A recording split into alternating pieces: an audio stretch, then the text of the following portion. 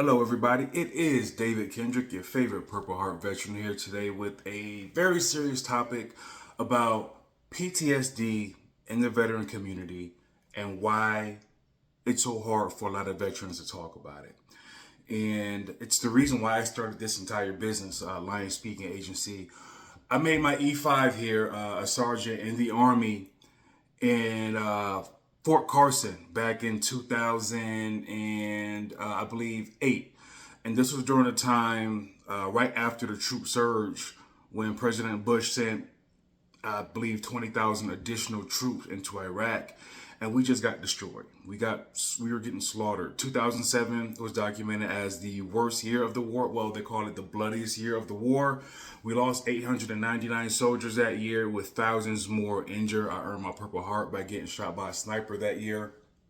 And it was so bad that they weren't sending soldiers to Walter Reed Hospital at the time because there were so many soldiers dying in that hospital as well. So I got sent back to Evans Army Community Hospital in Colorado Springs on Fort Carson to heal.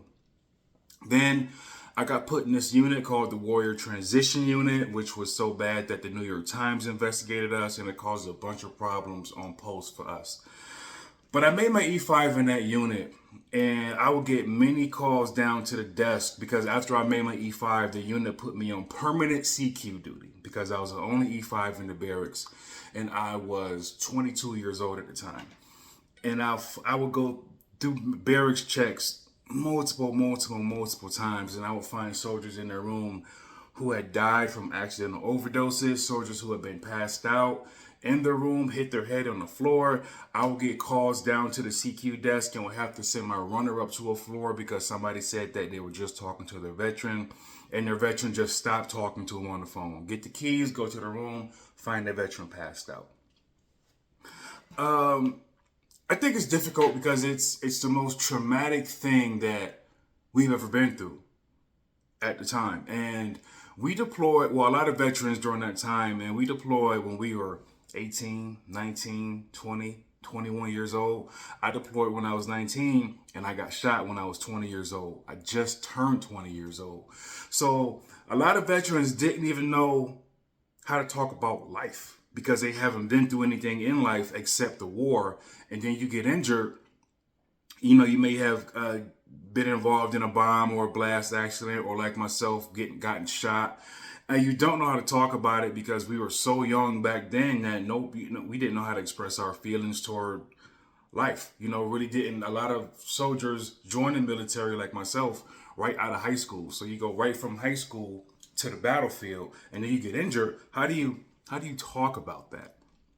How do you express how you feel? And I compare it to on court shows or on TV.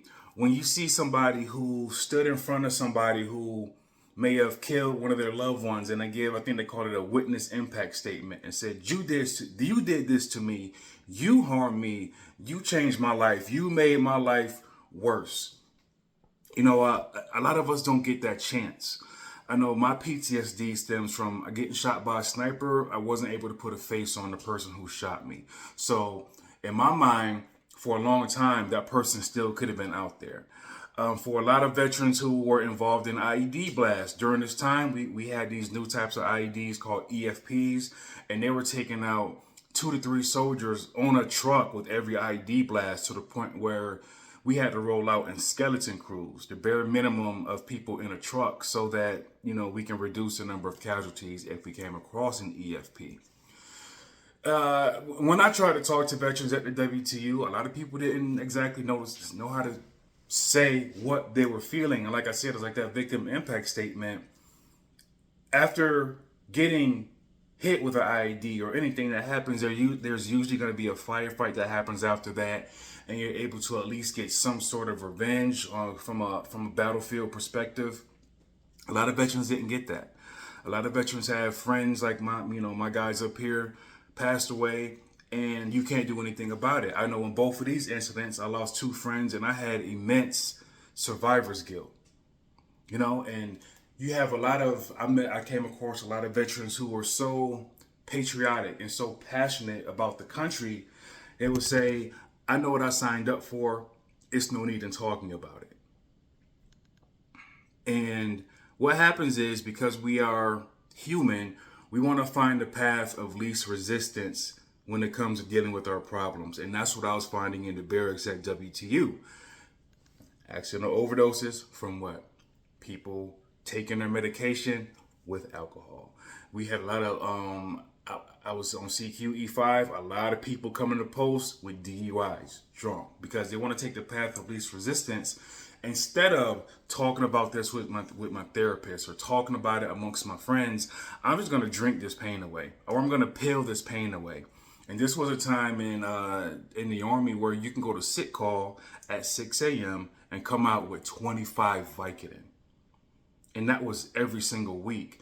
And that's what the New York Times investigated in this unit. Where are all these drugs coming from? And I said the Army was the best drug dealer that we can get.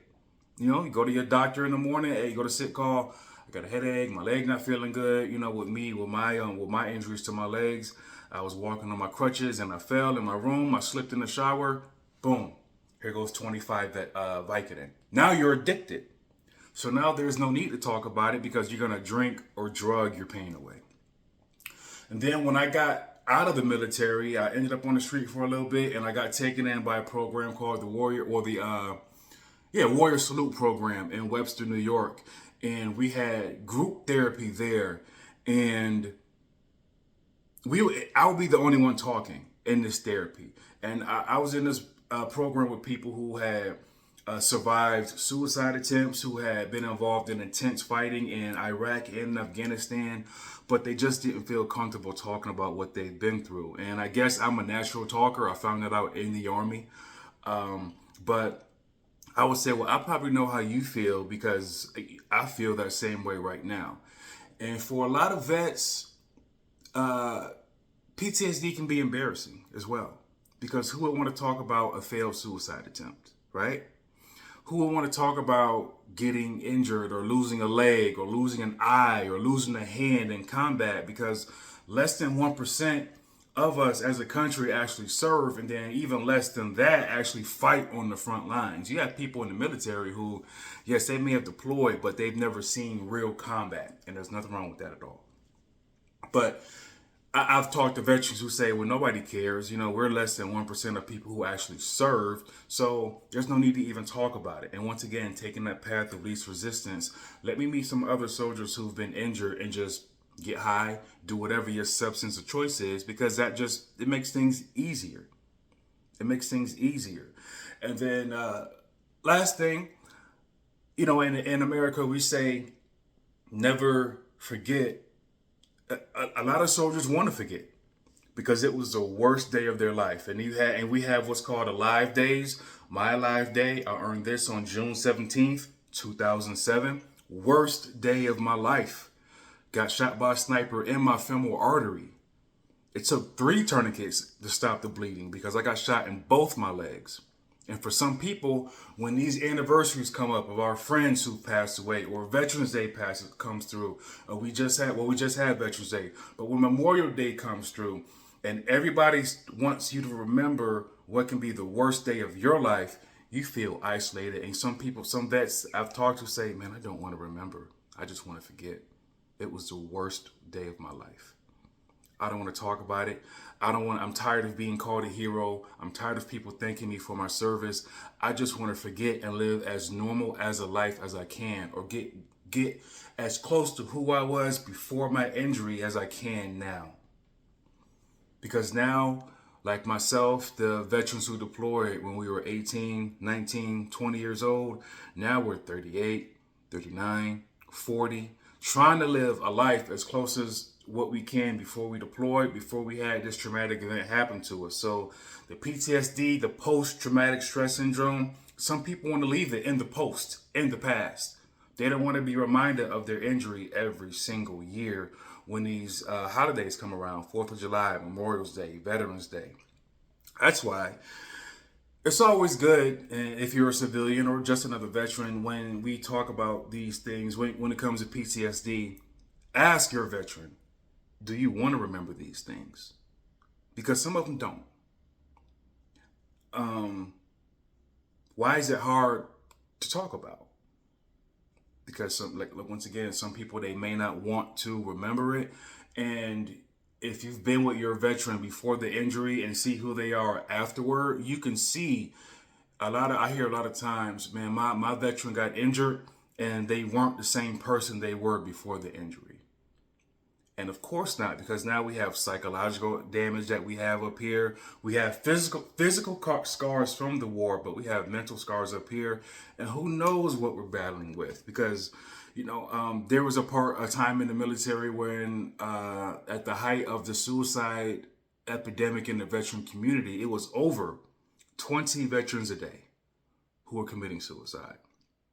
So, just a little small short talk about why it's hard to talk about PTSD and why some veterans don't open up about their mental health. Not everybody wants to remember. Some people want to forget. Some people don't feel like they were a hero because their battle buddy died and they didn't. And that's part of survivor's guilt, something that I dealt with when my friend here died because he had kids and I don't. And I didn't back then, still don't. Didn't feel like a hero. Felt like it should have been me. So that's why it's difficult to talk to, because we build these bonds in the military and then these guys and gals become our best friends for life. And sometimes it's a reminder of, man, that should have been me that passed away. That's why we get tattoos. That's why we wear bracelets. That's why we do things to remember, for those who want to remember, the service members that we served with, and try to get back to get back to normal, at least as close to it as possible. That's all I have for now. Just a small, short, little talk. If you are a veteran or if you have any questions about this topic, leave a comment below. If you want to know more about me, my mission, what I do, or have me possibly speak about this to your audience, visit me at www.dkendrickjr.com, and let's talk about me talking for you.